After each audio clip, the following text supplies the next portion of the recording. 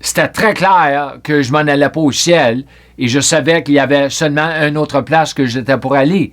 Si j'étais pour mourir dans mon péché, et c'était l'enfer. Le diable déteste et méprise les êtres humains pour toutes les mauvaises raisons. Tous les avertissements de Dieu sont enracinés et basés sur l'amour. Et rien d'autre que l'amour pour l'humanité, sauvée ou non sauvée. Avec amour, oui, mais aussi avec une grande justice, puisque Dieu n'est pas seulement amour, mais aussi juste. Dieu est un juge, mais un juge aimant, et juste, qui doit juger avec une grande justice et droiture. Il y a du monde qui ne comprennent pas que Dieu est juge ou que Dieu va nous juger. Il doit nous juger, mais on juge chaque jour. Le monde est plein de juges, des cours, tout cela, des avocats, tout cela, mais on juge chaque jour. Le moment que tu fais une décision, tu as le choix d'aller à une place ou à une autre pour l'épicerie, quelque que ce soit, ou pour manger. Tu choisis une chose au-dessus d'une autre chose. Tu as fait un jugement, dans le vrai sens du mot juger. Tu as discerné, tu as fait une décision. C'est ça le vrai sens du mot juger. C'était une bonne introduction. Tout ce que j'ai dit, ce n'était même pas partie de mes notes quand j'ai mis les notes ensemble pour l'enseignement. Alors, c'est tout été ajouté après. Alors, c'était une bonne introduction à ce que je suis sur le point d'enseigner sans réaliser qu'à partir du verset 29, nous allons commencer avec verset 29 à 32, Actes 20, nous avons l'apôtre Paul avertissant par amour les croyants à propos de certaines personnes, certaines choses que nous allons examiner aujourd'hui. Alors, commençons avec Actes 20, 29 à 32 avec 29. Je sais qu'après mon départ, des loups féroces entreront parmi vous sans épargner le troupeau. Remarque, en tant que dirigeants dans l'Église de notre Seigneur Jésus-Christ, nous devons à tout prix reconnaître les loups parmi nous par l'Esprit et les signaler par l'Esprit, ce qui fait partie de la protection du troupeau en tant que berger et surveillant. Nous avions déjà et précédemment regardé le mot grec poimen pour notre mot anglais berger au lieu du mot pasteur, qui est enraciné dans le mot grec protéger ou garder. Jésus est le berger des bergers dont il veut protéger et garder ses brebis des loups et de leur mauvaise doctrine. Et une des façons dont il protège ses propres brebis ainsi que le monde est à travers des avertissements dans l'amour. Quand je partage la bonne nouvelle, la vérité avec un mormon ou un témoin Jéhovah ou un païen, un musulman, quelque chose soit, je dois le partager par amour pour eux et non avec cette attitude selon laquelle j'ai raison et ils ont tort. Dieu aime ces personnes dont je viens de parler, mais il doit les avertir de leurs croyances ou de leurs fausses croyances, car toutes les croyances ont des conséquences. Ça, c'est quelque chose qu'il y a bien du monde qui ne comprennent pas. Il y a des conséquences à ce que nous croyons, parce que tout ce que Dieu fait, c'est par la foi. C'est par la foi. C'est Dieu qui a initié tout cela. Alors, si nous croyons des choses que Dieu ne croit pas, nous allons avoir des problèmes, des gros problèmes, comme croyants et surtout comme des non-croyants. Wow! Alors, nous devons croire ce que Dieu croit. Et j'enseigne beaucoup sur ça, la foi de Dieu. L'ignorance ainsi que la croyance erronée ont des conséquences selon Dieu et sa parole de vérité. Ne pas croire en Dieu du tout ou croire à un faux Dieu ou un faux évangile, un faux Christ, a de graves conséquences selon Dieu. Il a de graves conséquences à rejeter votre seul sauveur et votre propre salut concernant ce qu'il a fait pour vous la croix. Imaginez-vous, vous avez un sauveur. Dieu nous a donné un sauveur. Il nous a donné un salut. C'est à nous à le recevoir en le croyant. Et il y a du monde, des milliers de mondes qui rejettent leur propre salut. C'est non seulement stupide, mais c'est effrayant. Alors, si ma remarque, nous avons deux références au loup au loup dans les 4 évangiles, mais le contexte est différent. Premièrement, Matthieu 10, 16, « Voici, je vous envoie comme des brebis au milieu des loups. Soyez donc sages comme les serpents et inoffensifs comme des colombes. » Pas comme des colons. Luc 10, 3, « Allez votre chemin, voici, je vous envoie comme des agneaux parmi les loups. » Selon la parole de Dieu, nous sommes entourés de loups dans le monde, mais aussi dans l'Église. Et c'est quelque chose que j'avais jamais vraiment vu jusqu'à temps que j'ai fait cet enseignement ici. Remarque, dans ce contexte, le contexte de Acts, il ne s'agit pas de n'importe quel type de loup, mais des loups féroces. Alors, le mot original pour le mot féroce, c'est numéro 926, c'est le mot barus. Ça veut dire, définition, violent, oppressant. Remarque, ensuite, l'apôtre Paul nous donne une grande clarté concernant ce à quoi ces loups féroces se rassembleront et sonneront dans le verset 30 afin de comprendre ce que l'apôtre Paul a dit au verset 29. Nous aurons besoin de lire verset 30.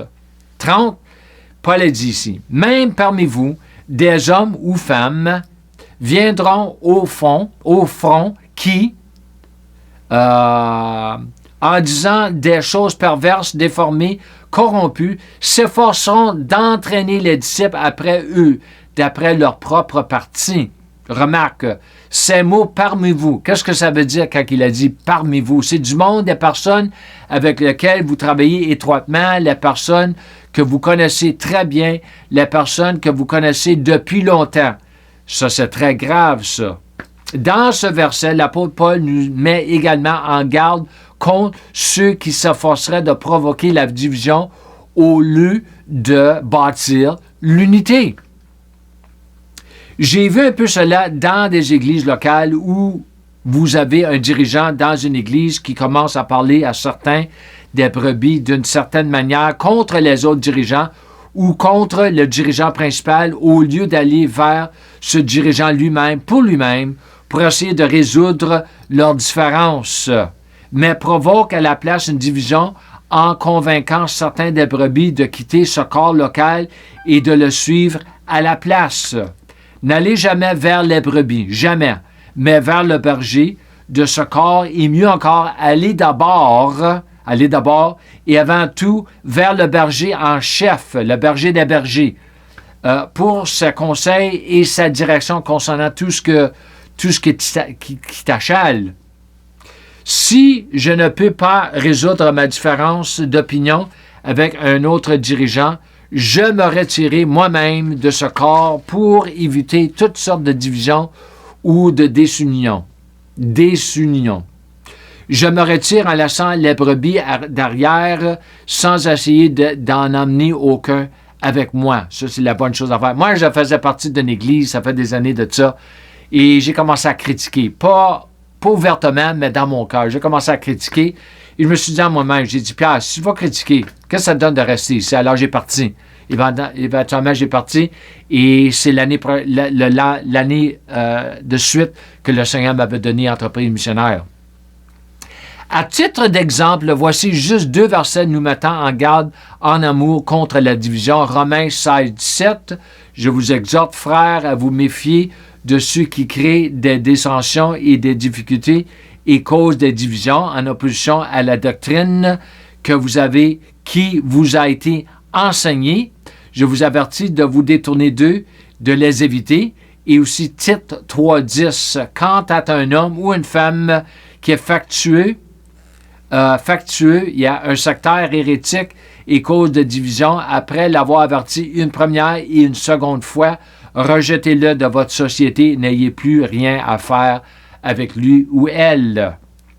31. Soyez donc toujours vigilants et sur vos gardes, sachant que pendant 3 ans, je n'ai jamais cessé nuit et jour sérieusement de vous admonester, de vous conseiller et de vous exhorter un à un avec des larmes. Ça, c'est vraiment le discipulat, ça.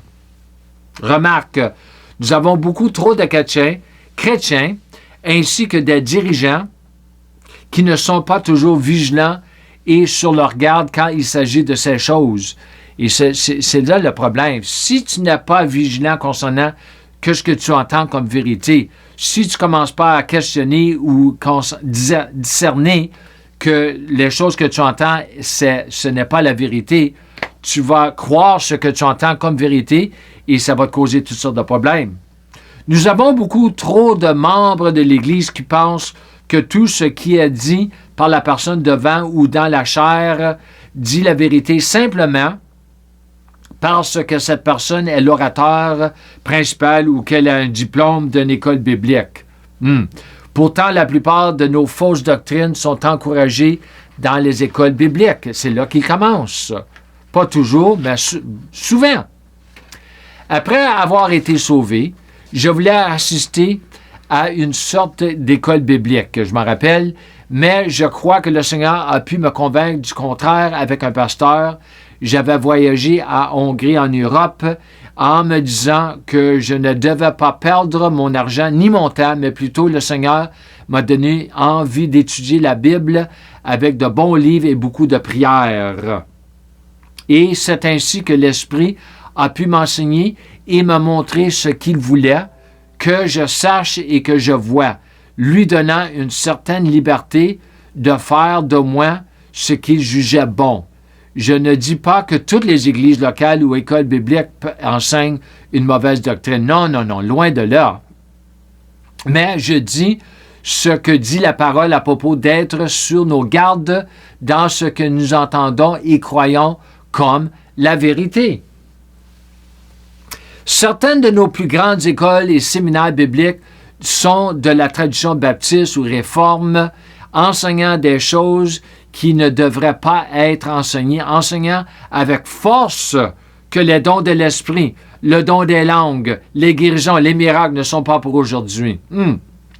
Tout cela dans un contexte avec de nouveaux croyants ou des croyants affamés, croyant que ce que l'on leur dit est la vérité. Pourtant, ce n'est pas la vérité, mais c'est faux. J'ai cela qui travaille en moi depuis des années maintenant, quand il s'agit de vouloir changer et apporter une réforme concernant ce qui est enseigné dans la plupart de nos écoles bibliques ainsi que dans nos églises locales. Et c'est pourquoi je crois que nous devons planter de nouvelles écoles favorisant la saine doctrine. Alors remarque ici, tout cela en verset 31 nous amène à ce que l'apôtre a dit au verset 28. Prenez donc garde à vous-même et à tout le troupeau au sein duquel le Saint-Esprit vous a établi surveillant pour paître l'Église de Dieu qu'il a acquise par son propre sang. Alors remarque ici, fondamentalement, l'apôtre Paul se répète au verset 31 ce qu'il a déjà dit au verset 28 concernant la protection de nous-mêmes ainsi que la protection des brebis contre, dans ce contexte-ci, les loups. En tant que surveillants, c'est le mot grec épiskopos, qui sont appelés à berger et protéger. Le mot grec, c'est poimen, les brebis des loups et leur fausse doctrine et leur tentative d'apporter une division.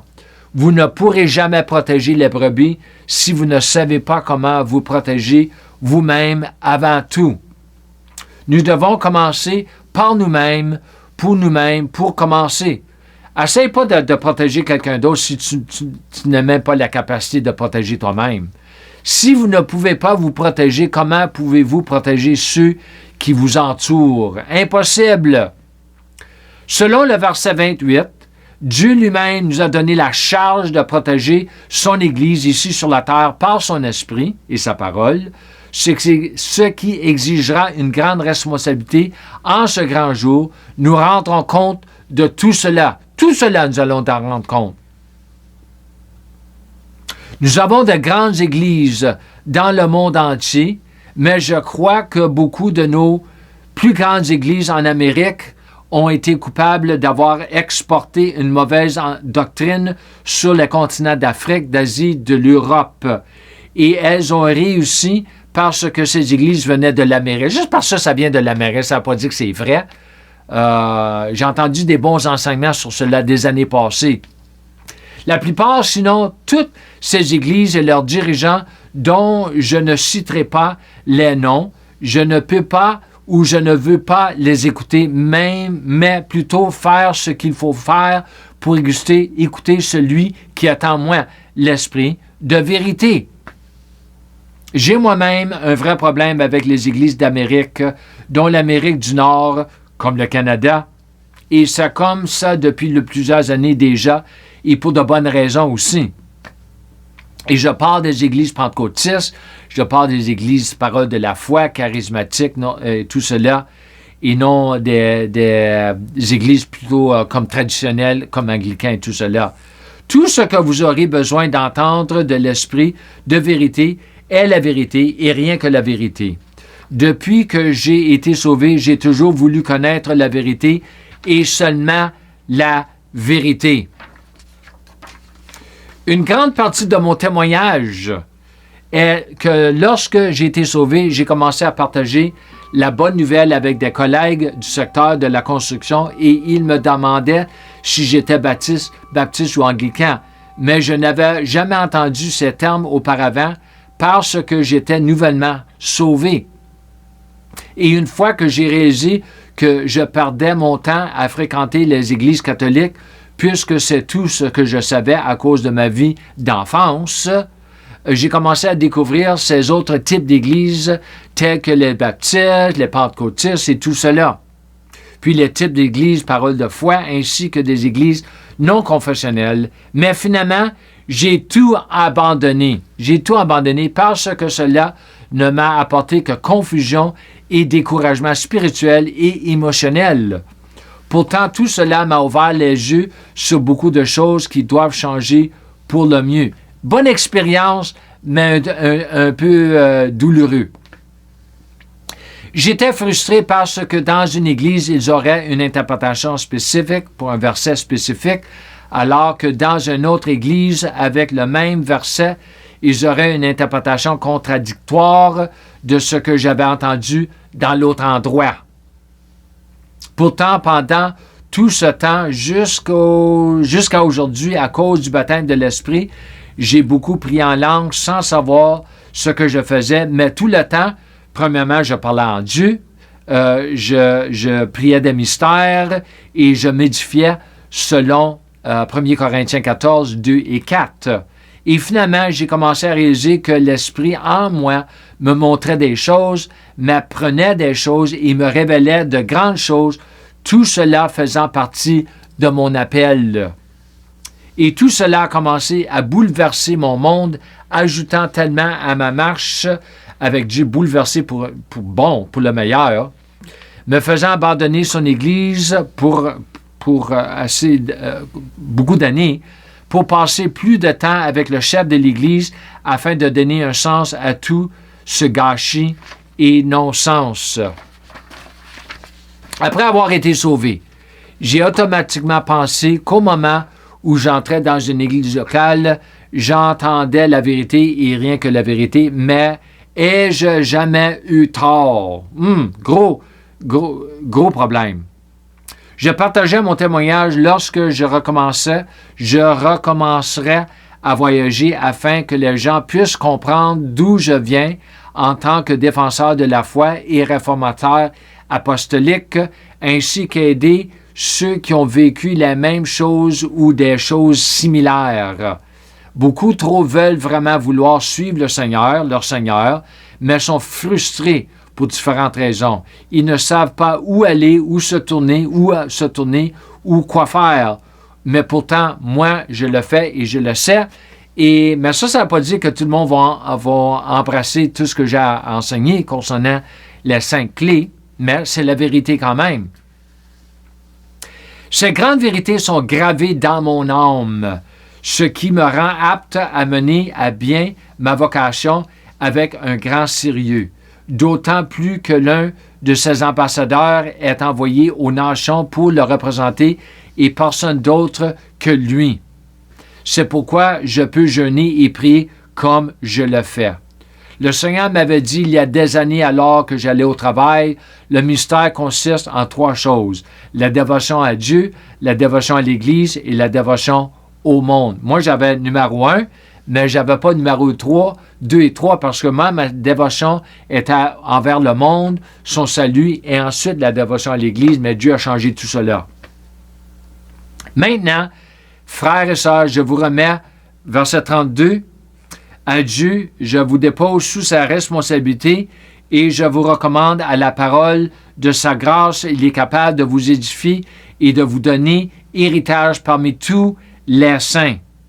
Alors, chaque fois que je fais un enseignement, je mentionne toujours la nécessité de revenir au verset que nous avons regardé ainsi que de lire le reste des versets autour de ces versets, puisque nous n'avons que peu de temps pour faire un enseignement, surtout à la lumière que nous devons faire les vidéos de celles-ci doivent donc être courtes pour différentes raisons, où nous faisons un long enseignement, mais le faisons dans différentes parties, comme dans la partie 1 et la partie 2, comme je l'ai fait dans le passé et comme je fais pour ces enseignements ici, partie 1, partie 2, partie 3, partie 4. Faire de conférences est quelque peu différent, ce qui n'est pas le cas en ce moment, mais le moment vient, ou va venir, c'est pourquoi nous devons nous préparer maintenant avant que la porte ne s'ouvre, car une fois que la porte s'ouvrira, ce ne sera pas le moment de se préparer. Et dans de nombreux cas, Dieu n'ouvrira pas les portes si vous n'êtes pas prêt. Une fois que la porte s'ouvre, Dieu a quelque chose de spécifique à l'esprit et c'est sur cela que nous devons nous concentrer et rien d'autre en tant que ses représentants. Sinon, nous pourrions avoir des ennuis avec le Seigneur, ce qui ne m'intéresse pas du tout. Le temps de préparation n'est jamais du temps perdu, à moins que vous n'ayez perdu votre temps de préparation, ce que beaucoup ont fait et font encore, contrairement à moi. Alors, des fois, Dieu nous donne une promesse et nous croyons la promesse, mais on ne se prépare pas pour la promesse. Et on se demande pourquoi la porte ne s'ouvre pas. C'est parce qu'on n'est pas prêt. On n'a pas pris le temps de faire ce que nous devons faire pour se préparer. Quand j'ai atterri pour la première fois à Kinshasa, RD Congo, Afrique, j'avais une telle confiance en moi parce que je savais que le Seigneur était celui qui avait ouvert cette grande porte et que je savais par moi-même, pour moi-même, que j'avais fait tout ce qui devait être fait le précédent des années avant que cette porte ne s'ouvre à moi. Et quand je suis revenu, j'ai réalisé plus tard que le Seigneur me préparait pour les nations, non seulement une nation, mais les nations, et pas seulement pour une nation. Et j'ai fait tout ce que j'avais à faire à ce moment pour me préparer, et je serai en mode de préparation pour le reste de ma vie. Moi, tout ce que je fais chaque jour, avec tout même les autres choses que je dois faire, j'ai une chose dans l'intelligence, et c'est de me préparer pour la prochaine porte qui s'en vient, ou la prochaine porte. Non seulement une porte, mais plusieurs portes. Il y a beaucoup à accomplir dans le monde ainsi que dans l'Église. Et c'est pourquoi nous devons nous préparer comme jamais auparavant. Dieu est celui qui ouvre la porte via notre foi, à travers notre foi, mais c'est à nous de nous préparer pour être en forme lorsque ces portes s'ouvriront. Je dois représenter celui qui m'a envoyé et personne d'autre, puisque c'est lui qui m'a envoyé pour le représenter. C'est lui qui m'envoie, c'est pour le représenter. Lui et lui seul. Tout ce que j'enseigne, je dois le respecter dans une certaine mesure, sinon je deviendrai un hypocrite comme beaucoup dans l'Église. C'est pourquoi je prends tant de temps pour me transformer à ce que je sais être vrai, afin que lorsque je serai là-bas, dans le monde, dans les nations, dans les différents continents, l'Esprit aura plus à travailler en étant la voix de Jésus, faisant les œuvres de Jésus à travers de moi comme l'un de ses membres de son corps. Et je profite aussi pleinement des médias sociaux et l'Internet pour devenir une source d'influence afin de pouvoir transférer aux autres ce qui a été déposé en moi pendant tant d'années, ce qui a à voir avec le pouvoir d'influence. J'appelle ça le pouvoir d'influence. Je cherche toujours des moyens de déposer des pépites spirituelles d'or pendant que je fais un enseignement. Mais j'ai tellement mis en moi à travers les années que quand j'enseigne quelque chose, je dis quelque chose, il y a quelque chose que je dois ajouter. Et je crois qu'il y a souvent que c'est par l'esprit. C'est lui qui ramène quelque chose à mon intelligence, à ma reconnaissance. Alors, comme je finis toutes mes vidéos, je vous remercie et je vous encourage de marcher dans la plénitude de la grâce et de la foi de Dieu. Shalom et Amen.